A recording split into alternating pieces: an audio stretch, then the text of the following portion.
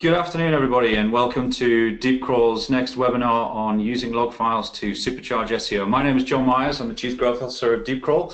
I'm very lucky today to be supported in this conversation for the next hour with yourselves, with Enge, who's the CEO of Stone Temple Consulting. Eric is obviously a very prominent SEO in the digital marketing industry and has been, an entrepreneur for nearly 30 years. So we might talk about it a little bit later on. I thought I'd been in this industry for a long time, and certainly 30 years, Eric, you've been around a long time now as well. A few of you may have read, obviously, Eric's book where he was the lead author on the art of SEO, and if you haven't, I highly recommend you getting involved with that. And obviously, Eric has been all over the world and been a contributor to multiple publications such as Forbes, Search Engine Land, Search Engine Watch, and is very much a regular speaker in industry events, and obviously we've seen a lot of each other over the years all over the world, which has been a pleasure to hang out with the man himself. So first of all, Eric, massive thank you and welcome to the webinar today. Looking forward to your thoughts. Well, thanks so much, John, for having me. Yeah, this is a great topic, so I'm looking forward to talking about it. Absolutely. Topic I love, topic I know you love, and I want to obviously hand over to you very shortly to go through your slides and stuff. But obviously what the plan of the webinar today is for everybody that's tuned in is we're going to obviously kind of do a lot of Q&A, and we very much welcome your questions as well. So please submit your questions via the GoToWebinar page in the box on the right-hand side of the screen as you see it. We love the questions. If there's anything you'd like to know, obviously push it in there. I'll get the questions. Not everybody will see them. And I can obviously put those back to myself and Eric, and we can go through that. We are recording this webinar today, like we did with our previous ones, so there will be a follow-up to all attendees via email, and obviously we'll be doing a big wrap-up on our blog as normal via deepcrawl.com to enable you guys to really understand what myself and Eric were talking about. So obviously, we're keen to let you guys learn. Today is going to be about practical tips and ways that you can put log file data into your SEO and how you can help improve, your site crawls and really supercharge that sort of side of your SEO. We're very, very keen to help you understand how you can identify your pages that are getting the most attention from search engines, and obviously give you an idea on how you can reduce crawl budget and wastage and ultimately improve that overall frequency of search engine bots. So it's a very wide topic. There'll be a load of questions, I'm absolutely sure. It's a topic which I've can think back over the years to when I kind of first started out doing SEO, where running your log files was kind of like the be-all and end-all, prior to things like crawlers and having the types of technology that the deep crawlers of this world are today in place. Log files were quite a prevalent thing, and I think we've seen kind of a drop-off in the usage of log files, and I think it's something which we need to treat and use in the right way going forward. And so I'm hoping today myself and Eric can solve a lot of the questions around that. So without further ado, I'd like to hand over to the first part of the hour, obviously, with yourselves. Eric's going to take the reins for about the next 15 to 20 minutes and talk through some pre-prepared slides and give you guys a chance to listen to one of the authorities that is out there, obviously, in SEO today, but also obviously on the log file front. So I'd like to hand it over to you, Eric, and let you drive for a little while. I'm very much looking forward, like everybody, to the presentation. Excellent. Thanks, John. And I'm happy to talk about this topic. It's one that I think is truly loved, and you're right, loved by me. I mean, and it's you're absolutely right. It's something where the usage of log files have really dropped off, over the past few years, and it's interesting because there's really two major ways that people use to collect analytics data on their site. And the preeminent way nowadays is with a JavaScript-based way of tagging your pages so that you can tell when people visit them. And that's what you do typically with Google Analytics. You put these tags on your web pages, and every time the page loads, your analytics registers, the page loaded, and they can tell what's going on. This actually results in some oddities that don't work so well. So, for example, JavaScript-based solutions aren't really good, and they can't track search engine crawlers when they come to your site, because the search crawlers know not to execute the analytics JavaScript. It just slows them down. And for that reason, you can't go into your typical analytics package and see how often did Googlebot visit this page or that page or these kinds of things. The other oddity that I want to mention about JavaScript-based analytics is they're really kind of terrible at understanding time on site. So if somebody comes to your website, and let's say they visit one page, when they load that page, the JavaScript, of course, immediately runs.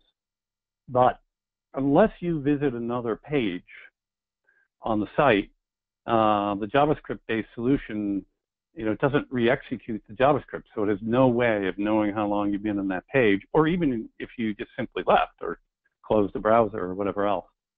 So this is something that JavaScript-based tracking doesn't do very well.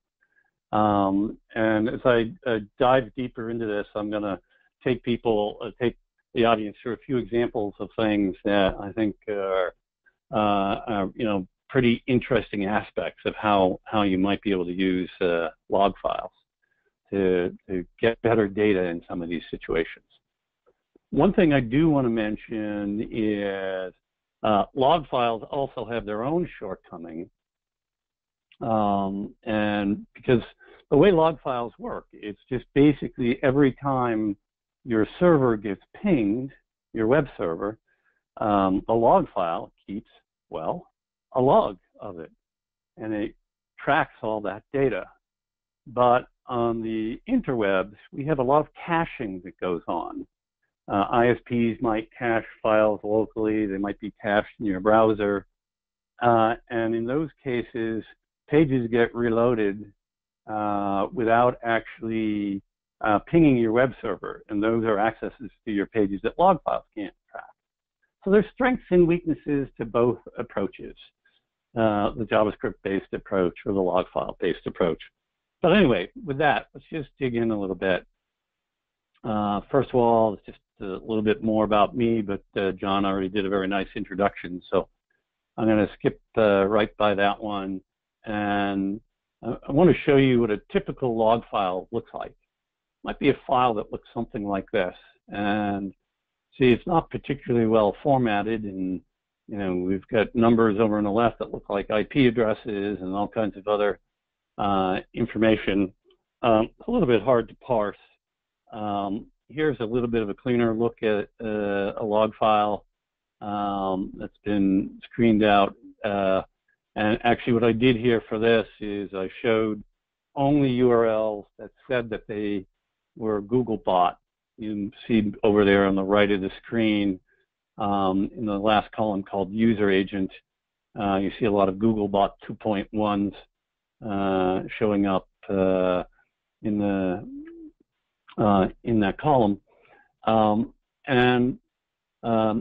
So obviously there was a lot more data in my log file that I showed you in the prior slide here. But for this particular view, I just wanted to isolate things that were specific to Googlebot. So let's just take a look.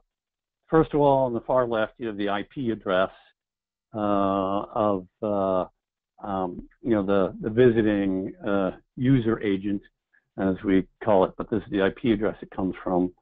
And there's ways that you can use IP address information that are particularly interesting. For example, if you have people who are crawling your site and you want to stop them, you can block them by IP address. And this is interesting data that you can get out of your log files that you can't from a JavaScript-based solution. You have the date and the time, you have the URL that was visited, what protocol was used, status code. It's interesting to me as an SEO, I notice I have something here with a 302 status code. Usually that's probably a bad idea on my website to have pages that are 302ing. So right away, even before I've gotten very deep, I have something that's worth investigating. Why do I have these 302 redirects like I do in the first line and what looks like it's about the 12th line and maybe down around 20 or so, and then finally the last line shown on this particular screen. And then of course you have the user agent field here, at the end.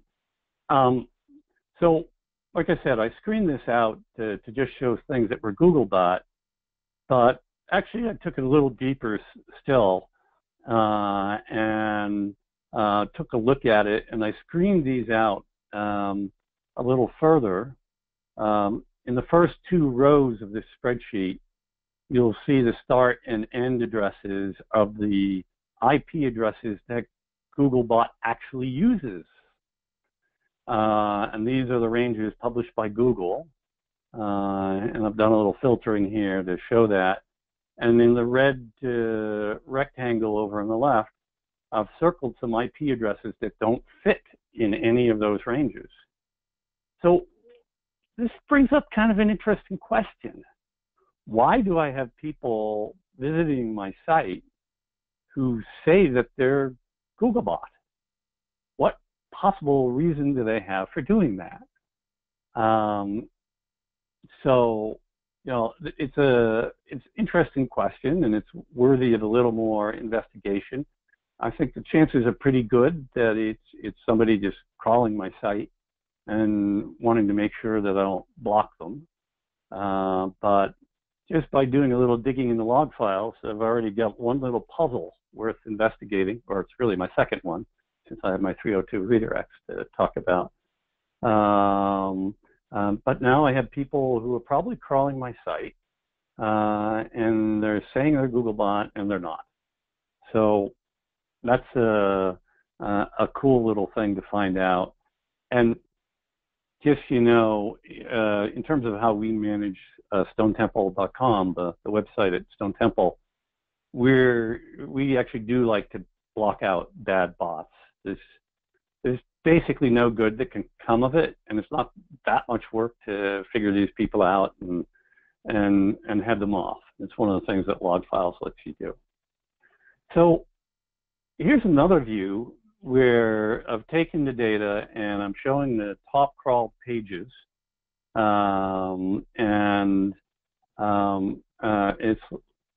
it's pretty neat to see, from my perspective, it's pretty neat to see that 4 of the top 5 most crawled pages are different kinds of feeds off of the Stone Temple site.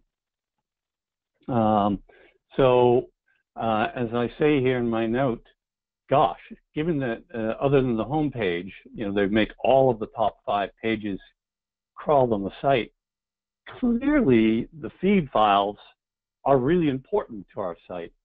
And, you know, one question is that you might ask is, you know, we've got /feed/ and then we've got /feed/ ?feed equals RSS2, and then below that /blog/ feed. Turns out that I think one of these feed files is redundant, and it's something that we ought to really look at cleaning up. So again, this is the kind of thing that spending time pouring through your log files is really good at isolating. And then another thing I noticed on the same page, you know, you wonder, you know, how much priority Google is putting on AMP. Well, if I look at the first 4 native posts, and I'll tell you which they are just to help you read them, where it says 1:14, best time to post on social media. That's one of our actual posts. Interesting that it has a Twitter tag on it. So it means that the crawling is being sponsored by, you know, tracking through tweets, and it's our most crawled individual post page on the site. That's an interesting mystery to dig into. But then the next 2 below that are AMP pages. So the second and third most crawled native content pages on the site are actually AMP pages. And then actually, so it's the 4th one, the thing that's also highlighted in red down here. So that's kind of a leading clue to how much weight that Google places on AMP. And that was kind of an interesting to see. Actually, could have circled the 1, 2 below there. It's yet another AMP page. So the 4 of the top 5 most crawled pages are the AMP versions of the pages. So that's something tells you how Google is viewing the importance of AMP. And I know this isn't an AMP webinar today, but Google has been on record many times that AMP doesn't give you a rankings boost, unless of course you're a news site and you're showing the news carousel. But outside of that, it doesn't give you a rankings boost, and we have a lot of data from a study that we're about to publish in 5 weeks that supports that it doesn't drive ranking, but they sure are paying a lot of attention to it and placing a lot of weight on it based on their crawling patterns. And then here's another view, right? So I did some aggregation of certain categories of pages. So, all the AMP pages made up basically 15.2% of the entire crawl of the site. The feed pages are the next 3 lines in here, and you can see the percentages they make up the site. And some of it is image files that they're crawling. Some of it are WordPress-specific site files, because that's what our site is built on. /page is kind of archiving system in WordPress. What's interesting about this is that when you go through this, you see, and by the way, there's an error in my 88% over here on the right. My apologies for that. But it turns out that 73% of the 8,785 pages crawled by Googlebot in the time of this analysis were non-post pages, non-deep content, right? Which is fascinating to realize. And then a little lower down, you'll see something that says /blog/?p equals, where there's 16 different pages and 34 total visits. It turns out that in the olden days of Stone Temple, our posts went up with $P equals and some number. And these are redirects that at this point are, I want to say, 6 to 8 years old. And Google's still crawling this stuff. And yet another mystery to dig into and think about what's going on here. And now I've talked about a few different mysteries and a few different aspects. Let's just talk for a moment why I care. The big thing about this is if I understand how my site is being crawled, then I can understand a lot about what Google is placing priorities on.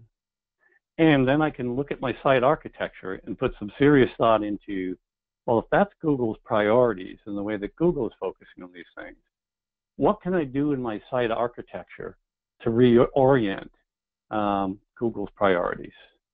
Now, I mentioned earlier the feed files, and Google spending all this time crawling my feed files.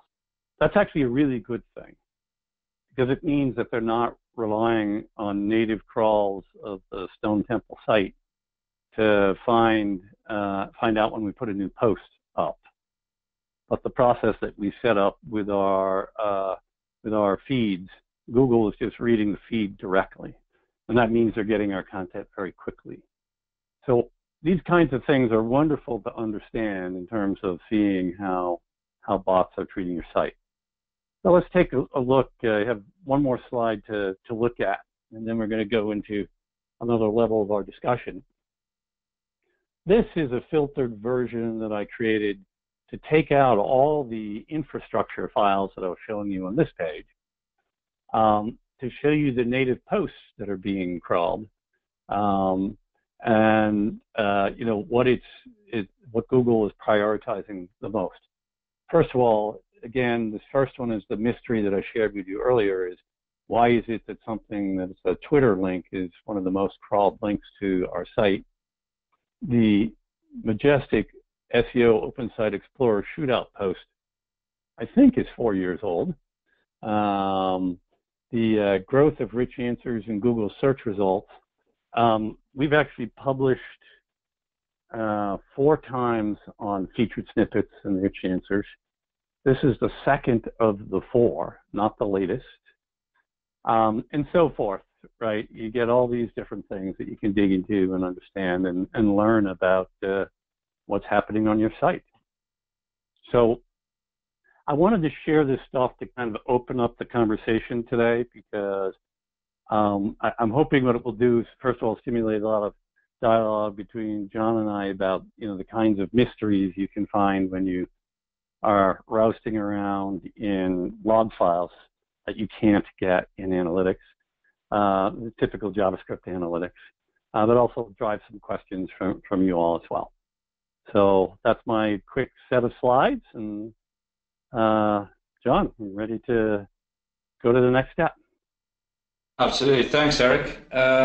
Brilliant. Great overview. And it always starts to throw out some questions for me. I was scribbling away there kind of already and wondering about a few things. And you've touched on a few things which I find particularly interesting as well. And I agree on a lot of points, out of interest. I mean, I'm actually going to cut before we get into it, because I've already had a first question about your presentation on the board, so I'm actually I want to put that out to you straight away, because it's fresh and it's obviously about something that you just talked about before we get into kind of summarizing our views on it. And the question came from Chris Long, and he said, for general analysis purposes, which time frame do you recommend pulling the logs for? That's a great question, and I think it really, if you're looking on a large scale, to me, I want to make sure that I have a really robust data set. So, for the Stone Temple site, I might pull a month at one time, although the view I'm looking at here and show today is less than that. But because I want to get a really robust set of data. But if you're on a major, top traffic website, that's going to be an insane amount of data to go through, and you might just take something like a week. One thing that reminds me to mention, that I wanted to mention to people, is not all hosting companies will retain your log files for you unless you ask. It's pretty common that some will only keep the last week or the last day or whatever, and you have to contact them and tell them that you want them to retain them in order to be able to go back and do the analysis over a more extended period of time. You definitely want to do that if you have any interest in doing this kind of analysis. You want to keep that the log files readily accessible to you. Yeah, I couldn't agree with you more, Eric. I mean, it was something which I was going to bring up later on, and I think, the longest I've seen it, if you go to a log file provider, is normally about 30 days. They tend to price you on 14 days, and then, ultimately, then, you can get an increased price for them storing the data for around about 30 days. And obviously, not all of that is useful SEO information. So, if you're not taking your own log file, direct from, literally from your server and then implementing it to maybe, an analysis tool, you're going to lose that data. So it's a great point to bring up, and it was one I was going to mention later on. I think for me as well, just thinking about it, I mean, I think we're in agreement that maybe log files aren't as used as long as, as much as we'd like to see. I mean, I did a quick poll of a large subsection of our DeepCrawl customer base, and about 68% of them came back and said they had access to a log file solution. And I'm wondering whether that figure's fuzzily high because it's maybe that the company has some, a log file solution in place to help with IT security, and maybe they're not seeing the goodness that they can gain from an SEO perspective. I mean, Google has come out and Google has said that log file data is very much underutilized. They've said that a couple of times. So I think I want to kind of start talking about Google, and a few things that you came out with numbers-wise was 73% of your pages on that particular snapshot you did were non-post pages, so not deep content pages. You had a lot of AMP crawling. You mentioned that a lot of your feed pages were crawled. I'm going to kind of throw it out in a. Is Google kind of taking the easy option here? Is Google just basically going out and getting as much information as they can, as quick as they can, to to ingest themselves into, the data that they see out there on the web. So obviously they've only got a limited amount of effective, a finite search engine bot crawl budget in some respects based against the size and scale that they do. Yeah, I mean, they kind of have to, right? It's in our case, and I can't speak to exactly how they settled on crawling primarily the feed pages, but here's what I think is going on there, which is they've crawled the Stone Temple site many times. They see that most of the pages don't change that often. Yet the blog changes frequently. So gosh, wouldn't it be wonderful if instead of having to crawl, they could just, essentially, I'll call it subscribe to our feed and get pinged. And that's a great savings in resources for them to be able to do something like that, which, by the way, has something to do with AMP, right? In the case of AMP, gosh, it's really nice those pages are sitting there in the Google cache, because they can again immediately know when something changes. So now they don't need to crawl those pages. And Google has a massive problem, right? I mean, there are literally hundreds of trillions of pages on the web, and most people don't appreciate how massive the accomplishment, or the task is, I should say, to crawl the entire web. And in fact, just to make my stunning statement number one of the webinar, they don't crawl the entire web. They Absolutely, can't. It's not possible. No, it's not possible. And they, I think the latest numbers I saw on that was something around about there's 130 trillion pages on the web, and Google indexes something around like 52 billion of them. So they're crawling less than 1% of the actual available web, which is crazy. Yeah, and of course they crawl far more than any other search engine. Yeah. Sorry, Bing. It's not just, yeah, exactly. Sorry, it's not like they crawl them once. I mean, the homepage of CNN.com or NYTimes.com. They're visiting those pages hundreds of times a day, right? So it's really incredible what they do. One thing I didn't mention that I wanted to mention during the my brief presentation, and this is a really cool area of analysis that I didn't actually map out in my few slides, but it's really interesting to compare what you find when you use your own crawler, like DeepCrawl, or we have a crawler that Stone Temple uses with its clients, one that we've developed in-house, but it could be, one of the other crawlers out there too. But to compare the pages that you find with your crawl with what Google finds or appears to be crawling on your site, and seeing what the gaps are, because 100%. In my experience, right, like when we develop the crawler that we use just with our clients, we don't market it, by the way. We just use it with our own clients. But, you kind of follow the link path, right?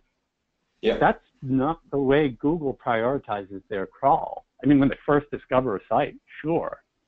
But they have prioritization going on.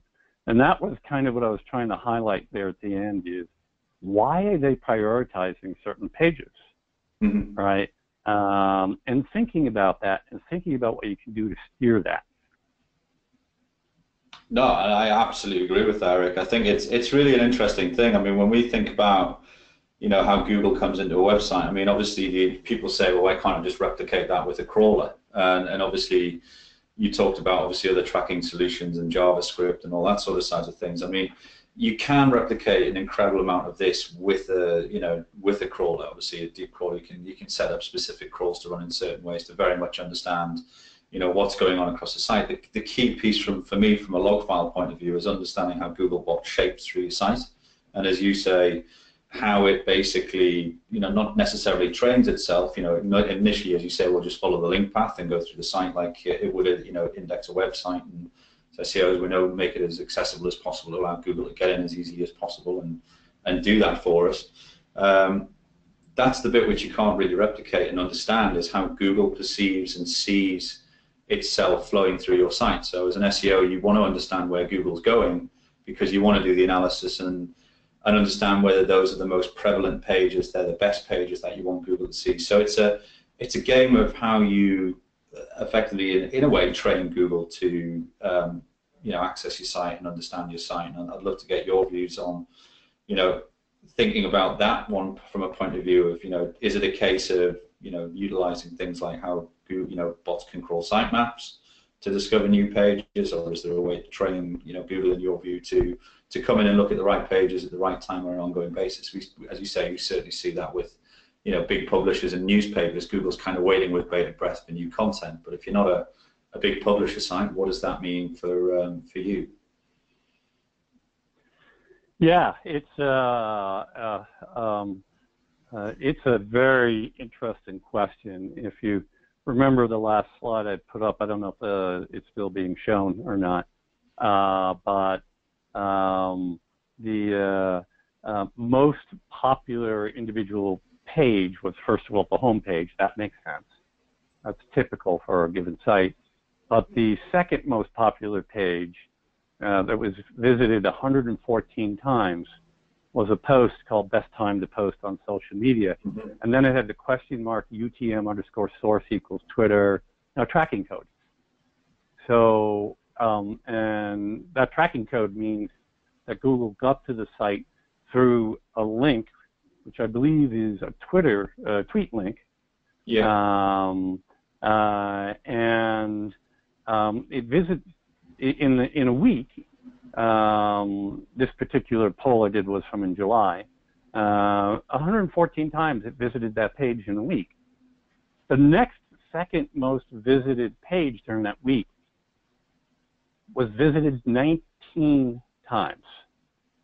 Yeah. So, like about 1/8 as often, and that was a post that's 4 years old. So, if for people who think that crawling is done purely hierarchically from the home page, that should be a little bit of a wake-up call, right?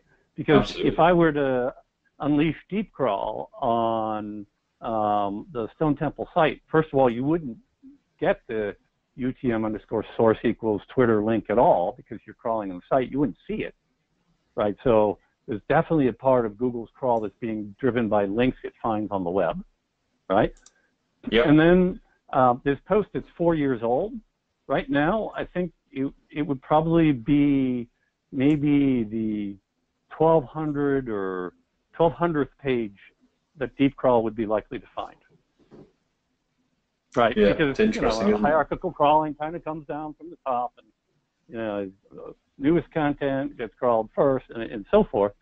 Yet the third most popular page is so what's causing Google to crawl that as often as it does? And then there's a post that we published recently where we did a study of all the digital personal assistants, which we got coverage in, I don't know, ZDNet, CNET, TechCrunch, major news sites. I mean, there's like 20, to use a Moz metric, DA 80 plus links to it. Yeah. It doesn't show up in the top 20 pages crawled. Interesting. Right. No, it's just crazy to me in that sense. It's, I mean, we're getting a lot of great questions in as well, and I'm kind of, as you're talking, I'm kind of picking out a few and trying to understand, where we can feed those into the whole process. I mean, we've had a couple of great questions on scale. So if we talk about scale in some respect and think about that, I mean, a question from Nitin Bhatt, who's talking about, log files in the sense of, large log files that are messy for a mid to large size e-commerce company. What sort of tools would you recommend to pull out just the Googlebot crawls from a point of view of that? Log file size is about 6 gig daily, which is quite a nice size. It's not massive, it's not crazy, because log files can get incredibly large on a daily basis. But keen to think, is there any particular log file tool as your go-to choice for extracting the Gbot crawl data, or is your view kind of like me? If most log files will contain it, and you can go and extract that data yourself, but obviously doing it potentially at scale, if it's a big site, is there any quick tips on that? Yeah, well, it depends on the scale we're talking about. So at Stone Temple, we work with some of the world's largest brands, and we're talking about log files that you couldn't conceive of putting in a spreadsheet because you're talking about millions and millions of rows, right? And this little exercise that I popped up to talk about today, I showed in a spreadsheet, and it fits fairly handily. But a lot of different people have good log file analyzers for smaller sets of data. I assume you guys have something along those lines, and DeepCrawl is an awesome tool, which we actually love when we have clients that use it, and works really well for us. Other smaller scale stuff, the Screaming Frog, which can't do, the bigger crawls very well, but they have a log file analyzer. But if you're dealing with truly big data, you might be doing custom analysis, and we've done some of that too, right? If you're dealing with 50 million rows of data, you might be better off, doing some custom parsing to pull out what you're really looking for. So no, I think it really kind of depends. It depends on where you are in the scheme of things. I totally agree, and I think, as you alluded to, it's an interesting challenge, the log file data. I mean, if I was to, there's a good few tools out there on the marketplace. Obviously, the people who are asking the questions around the size and scale. If you're looking at a good price point in the marketplace, there's things like logs.io. Is a really good log file analyzer which actually considers SEO capabilities. You've got things like Logly, which is another great tool in the space. From our point of view, we have things to come in the log file space in the imminent future. So I'd say watch out for that. We're going to look at how we enrich the DeepCrawl crawl data, and actually using log file data alongside crawling data. So we'll come on and talk a little bit about that as well, Eric. I think as well, obviously you can go and spend an inordinate amount of money on a log file solution, but I think you can also, in the marketplace, you can find incredibly cost-effective solutions.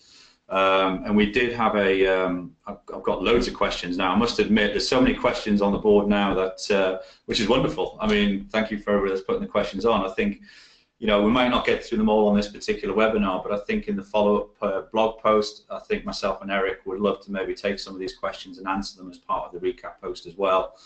So apologies, we don't get your question live on the air. We will absolutely get to you, and at the end of the day, we have your email address, so we can get back to you on a lot of this sort of things. So, an interesting question which I've just had posed by Jake Bohall is, how do you handle log file analysis when you have a site with 10 million plus pages? And I always think of that as being quite an interesting scenario, because for me, the number of pages doesn't necessarily relate to the size of the log file. If that makes sense. That's true. Yeah, no, that's absolutely true. And so I'll just take a moment and say, hey, Jake, how you doing? But anyway, Jake and I have known each other a long time. But good to know. Yeah. So one of the things that I find very interesting when you're dealing with very large sites, right, is to see actually what's not being visited, which is extremely common when you have very large sites, right, to have major sections that aren't being visited, and see what that tells you. So it kind of goes back, and it interacts with the earlier question that we answered before, which is, just because you have a large number of pages doesn't mean you have a large amount of traffic. So if you have a smaller, not so much traffic, then the analysis is all about, how can I improve the crawling and ranking, and how does dredging through and finding what pages are being crawled and what aren't. What does that tell me about how Google's seeing the site? And that's really one of the things to think about with a larger site. If you have 10 million pages, chances are that you have maybe multiple topical areas, right? So that you're covering.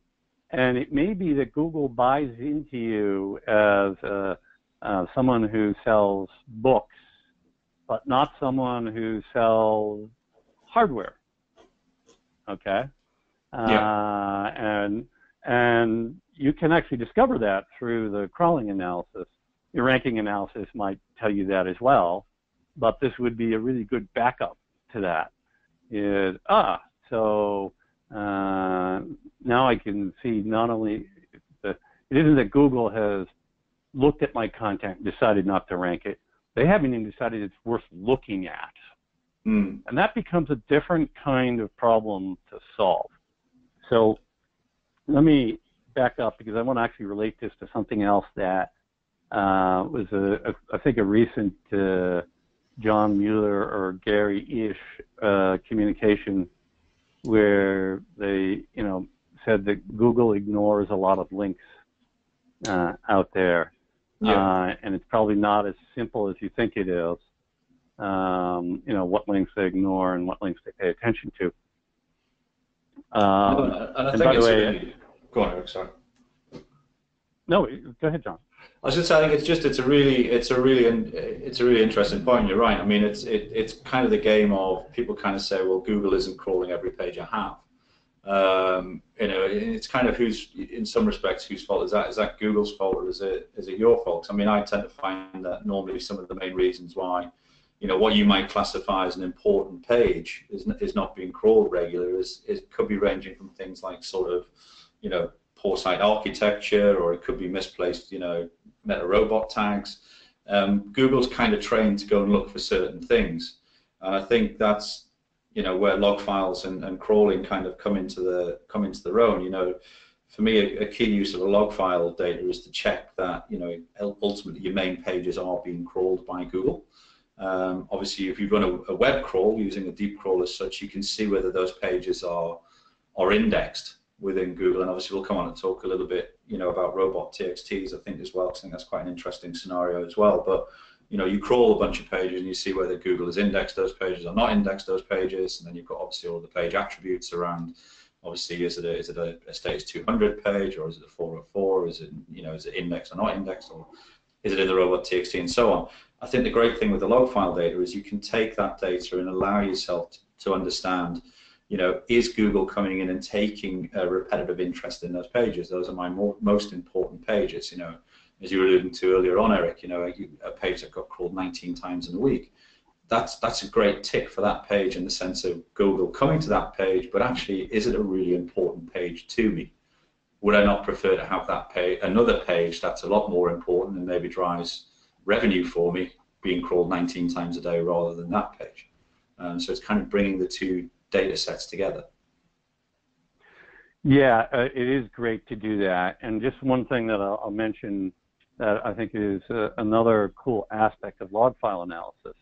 Let's say you have a certain amount of duplicate content on your site, right? So one of the problems with duplicate content that people don't fully internalize, because a lot of people think that duplicate content is a penalty, and it's not. That's not what it is. But Google has to choose which one that it wants to rank. And the problem with duplicate content is they may not choose the one that you want them to pick, right? And that's why you have to deal with duplicate content. But you can use a log file analysis to see which of the duplicates they're spending more time crawling, and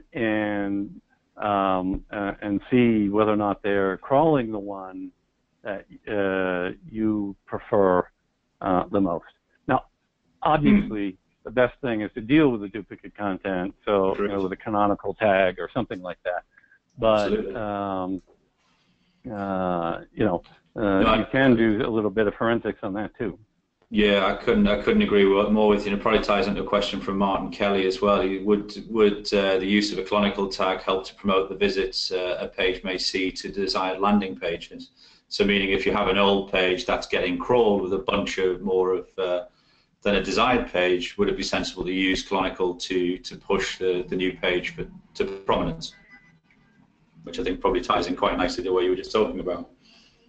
Yeah, it could. So I'll tell you something that log file analysis caused us to do, very similar to the data that I showed. So we publish studies on Stone Temple on a regular basis, and some of the studies we do every year. So we're about to publish our second study, for example, on links as a ranking factor.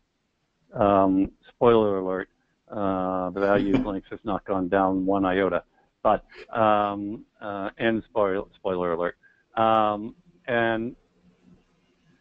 But what happened, and I kind of alluded to it. I talked earlier about the third most visited content page on our site was one of our studies on Google's featured snippets and rich answers. And it was the third oldest version of our study. It's the fourth edition of it published this year. And the analysis actually caused us to realize what we should be doing with those pages. And this ties exactly to the question about the canonical. We're actually not going to handle it by canonical, but what we're doing now is when we publish the new study, we're going to create a new master page for our linked studies, where it'll be not in the regular blog, it'll be a WordPress page, it'll be a static page. And every time we publish a new edition of the study, it's going to publish to the same URL.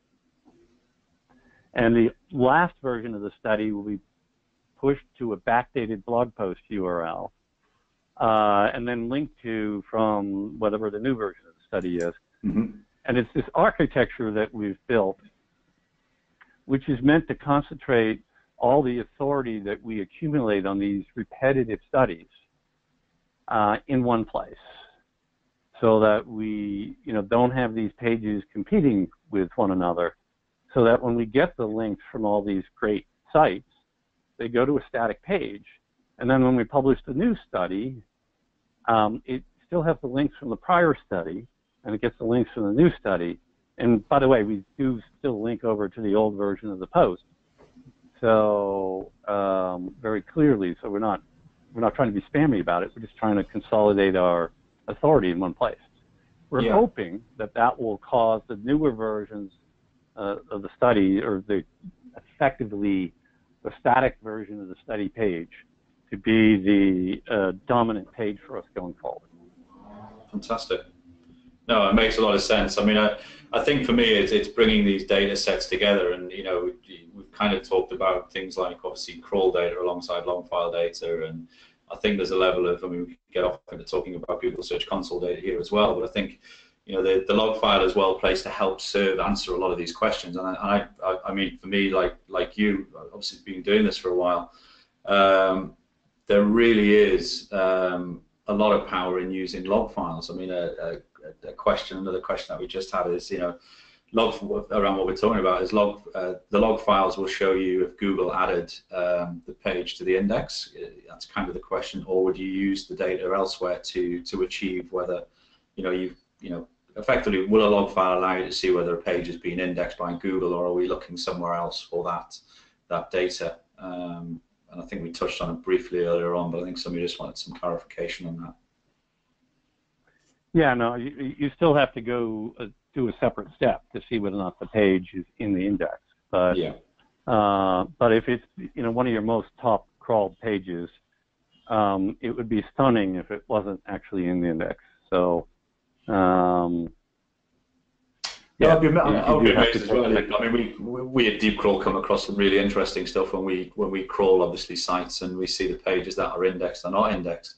And I'm certainly not going to mention any names on a webinar, but you'd be amazed sometimes where just little things are missed out, kind of thing. And some of your most important pages are you're wondering why they haven't been indexed, and it's a quick fix. So using a crawler will enable you to obviously see whether pages are indexed or not indexed in Google, and certainly DeepCrawl will return that data.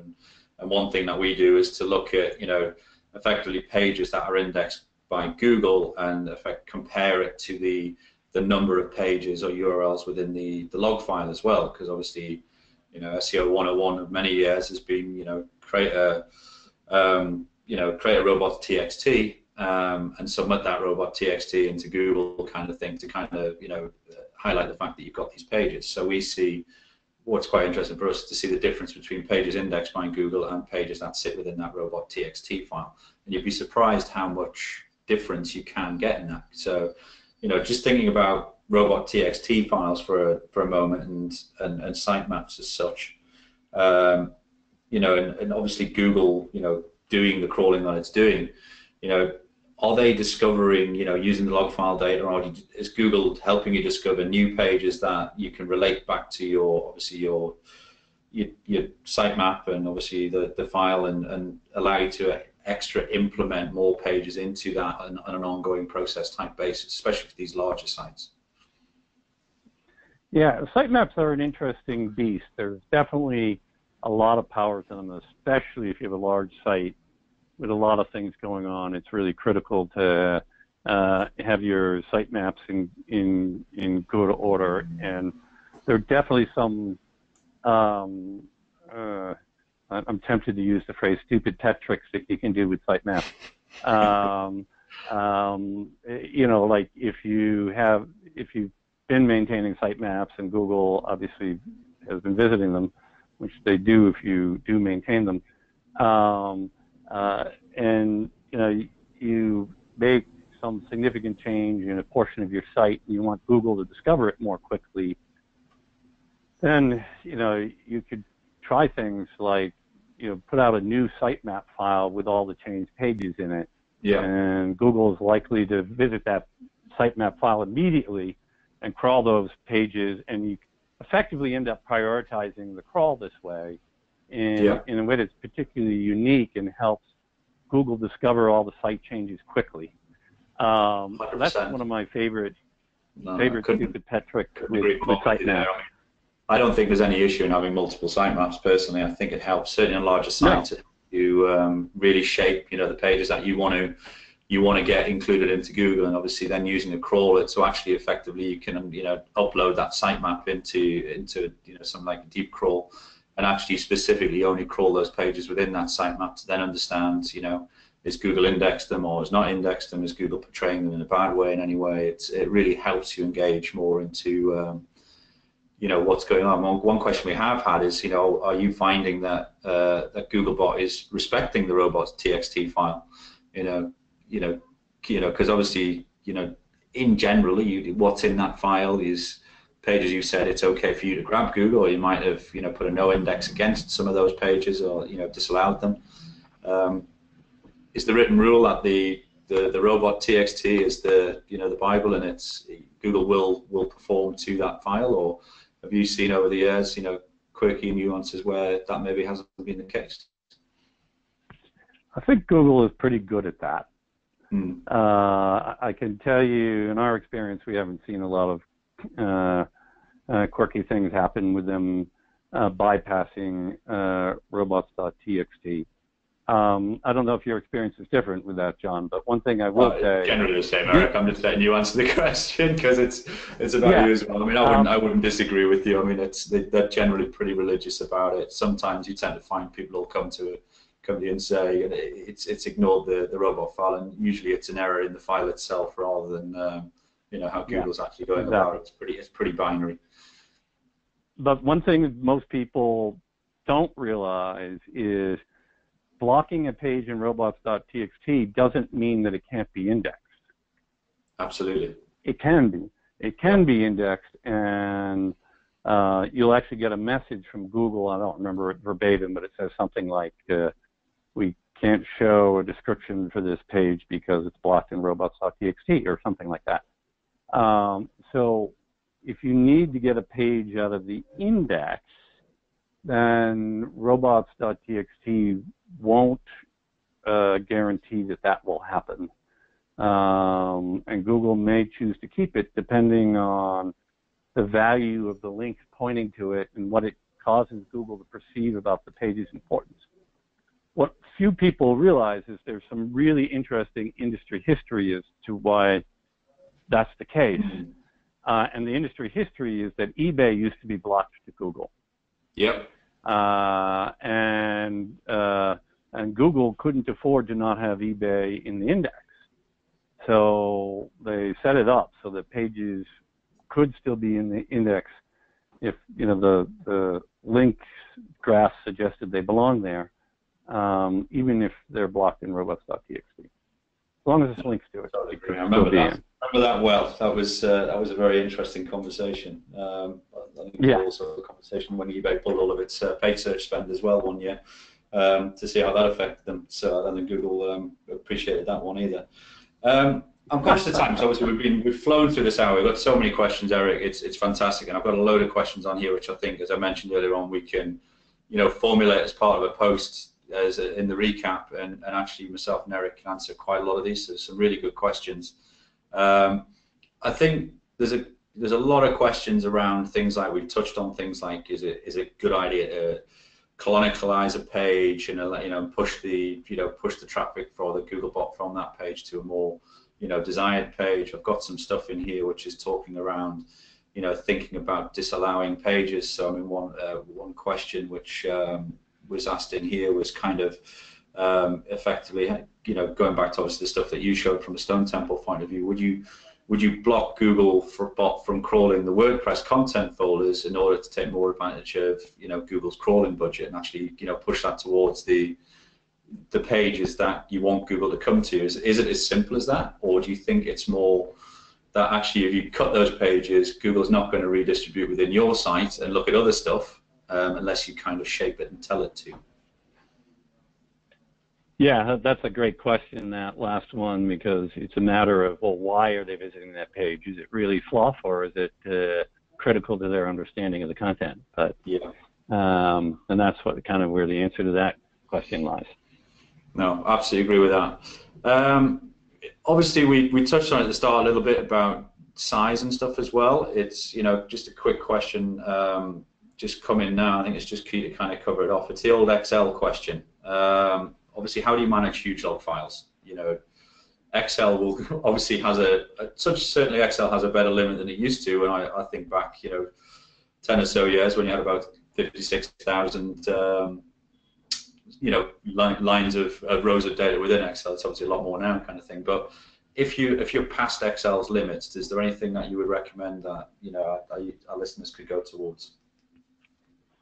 Well, I mean, I'm fortunate enough that at Stone Temple we have a pretty good in-house programming team that does stuff, and we write you know, custom scripts to you know, pull out the data we're really looking for, right? Nowadays, you know, with modern programming languages and regular expressions, as long as you're very thoughtful about how you structure them, you can pull out enormous reams of data, you know, quite simply.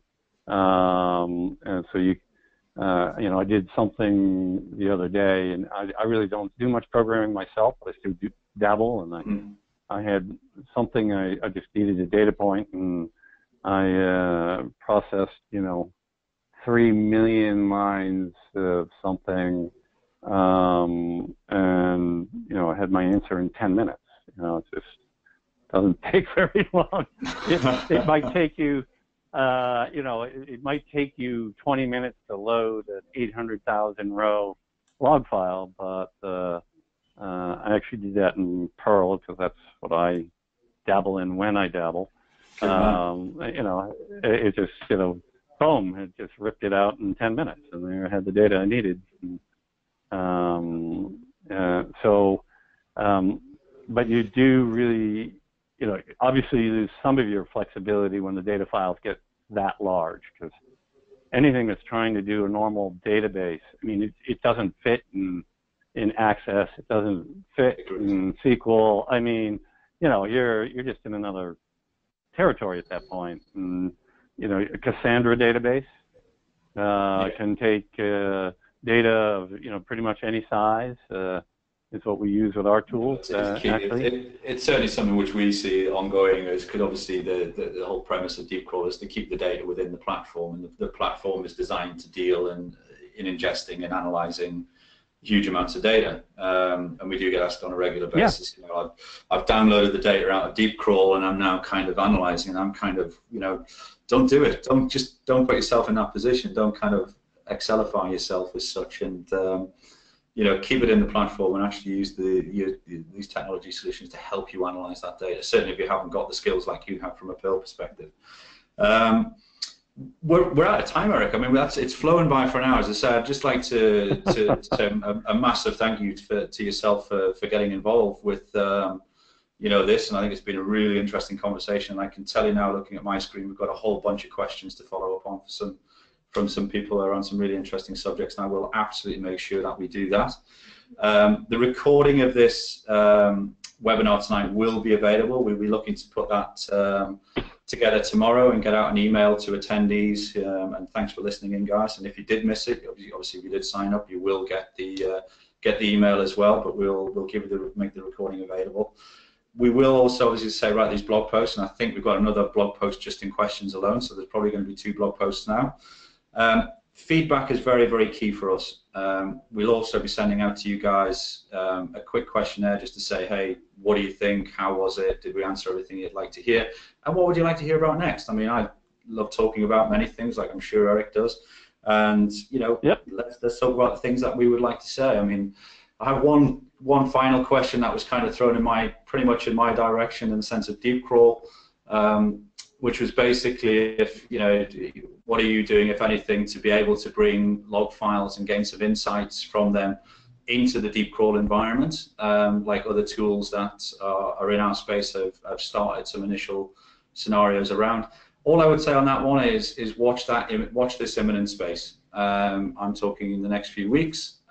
Keep an eye out for DeepCrawl and where DeepCrawl's going with log files. We're not doing a webinar purely about log files for any other reason. I mean, I love talking about the subject, but I'd like to say, please watch this space, and I think you'll see something from DeepCrawl very imminently in the space of pushing together log files and obviously web crawling technology, and we're very excited about that. So please keep an eye out for that. I'm sure we'll let everybody that's attended here today know about that, and I think it will help enrich and answer a lot of the questions that myself and Eric have gone through with you today. So without further ado, I'd just like to say a massive thank you to Eric Enge of Stone Temple Consulting, and obviously please reach out to Eric. He's taken his time today to do this, and they're an incredible exponent of the things that they do, and obviously they are the best large SEO agency in America, as it is of the Search Awards last year. So good luck with re-winning that one, hopefully. This year, Eric, at PubCon in Vegas at the Search Awards, and just a big thank you for being part of this webinar. All right, thanks for having me. It was great fun talking about all this. Thanks, Eric, and I'm sure we'll catch up soon at a conference somewhere. But again, just a big thank you to all you guys for taking the time. I know it's 6 o'clock here now in the UK, so a massive thank you to you for getting involved and coming and attending the webinar. The questions have been absolutely brilliant, and I feel like now myself and Eric really have got a lot of pressure on to go through all of those and give you the answers that you like, but hopefully we've given you a lot of answers and a lot of food for thought. Log files for me, and I know for Eric, are an incredibly important part of SEO, so I can say anything if you're not using your log file data today in all of your SEO analysis and the ways that you think about improving the site visibility for your customers or your own site. Get your log file data and get analyzing it. It's a big part of what we do in the SEO world today. So without further ado, thanks very much, and I'm going to end it there. Thanks for attending, and this was using log files to supercharge SEO from DeepCrawl and Eric Enge of Stone Temple Consulting. Thank you. Yep, bye, everybody.